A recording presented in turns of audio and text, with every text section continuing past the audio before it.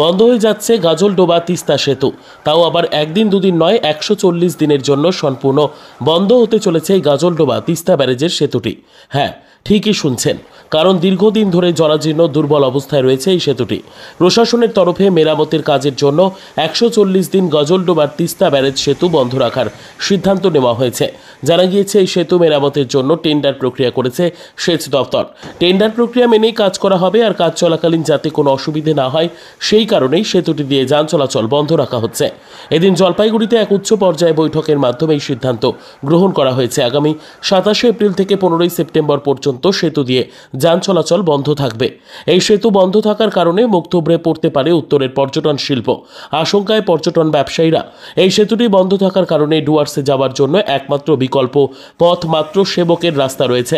যেহেতু আসন্ন বর্ষাকাল আর সেবকে ধসপ্রবণ জায়গা, সে কারণে ওই রাস্তা দিয়ে যাতায়াত করতে আশঙ্কা প্রকাশ করেছে দূর দূরান্ত থেকে আসা পর্যটকেরা।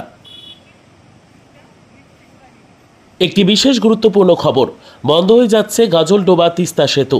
তাও আবার একদিন দুদিন নয়, 140 দিনের জন্য সম্পূর্ণ বন্ধ হতে চলেছে এই গাজলডোবা তিস্তা ব্যারেজের সেতুটি। হ্যাঁ, ঠিকই শুনছেন, কারণ দীর্ঘদিন ধরে জরাজীর্ণ দুর্বল অবস্থায় রয়েছে এই সেতুটি। প্রশাসনের তরফে মেরামতের কাজের জন্য 140 দিন গাজলডোবার তিস্তা ব্যারেজ সেতু বন্ধ রাখার সিদ্ধান্ত নেওয়া হয়েছে। জানা গিয়েছে, এই সেতু মেরামতের জন্য টেন্ডার প্রক্রিয়া করেছে সেচ দপ্তর। টেন্ডার প্রক্রিয়া মেনেই কাজ করা হবে, আর কাজ চলাকালীন যাতে কোনো অসুবিধে না হয় সেই কারণেই সেতুটি দিয়ে যান চলাচল বন্ধ রাখা হচ্ছে।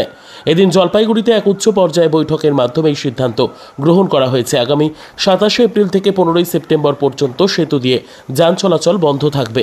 এই সেতু বন্ধ থাকার কারণে মুখ থুবড়ে পড়তে পারে উত্তরের পর্যটন শিল্প। আশঙ্কায় পর্যটন ব্যবসায়ীরা। এই সেতুটি বন্ধ থাকার কারণে ডুয়ার্সে যাওয়ার জন্য একমাত্র বিকল্প পথ মাত্র সেবকের রাস্তা রয়েছে। যেহেতু আসন্ন বর্ষাকাল আর সেবকে ধসপ্রবণ জায়গা, সে কারণে ওই রাস্তা দিয়ে যাতায়াত করতে আশঙ্কা প্রকাশ করেছে দূর দূরান্ত থেকে আসা পর্যটকেরা।